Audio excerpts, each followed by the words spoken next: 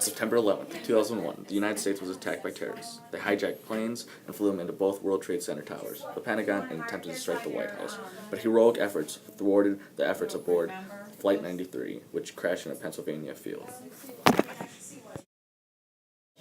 In 2014, Russia invaded Ukrainian-owned Crimea because President Putin believes that Crimea still belongs to Russia, since the region was once a part of the USSR. This event would lead to ongoing conflict between Ukraine and Russian-backed separatists, and also increased tensions between Russia and the West. In the summer of 2014, a police officer shot and killed Michael Brown, leading many to believe that the shooting was driven by race. This event would lead to many protests throughout the country, but none more than Ferguson, Missouri, where the protesters began to riot and burn down businesses. In 2008, Barack Obama, a Democratic presidential nomination, would become president. President Obama would be the first black president to ever take the Oval Office.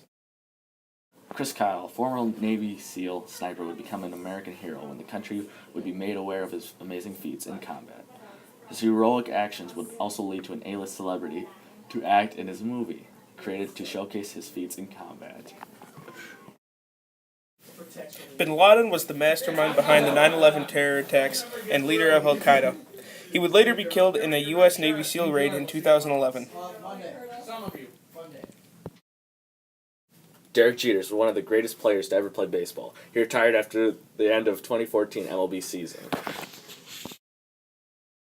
The recent NSA spying has brought a lot of debate around the country on whether or not the government should be allowed to store information gathered by tapping phones and such. It has also given birth to the Patriot Act. In 2015, Cuba opened travel with the United States again, allowing imports of new items. Talks are currently going on about opening the embassies again. Throughout 2014 and 2015, there have been numerous protests that have quickly turned into riots. The 2008 election was won by the Democratic nomination President Barack Obama. He would become the first black president.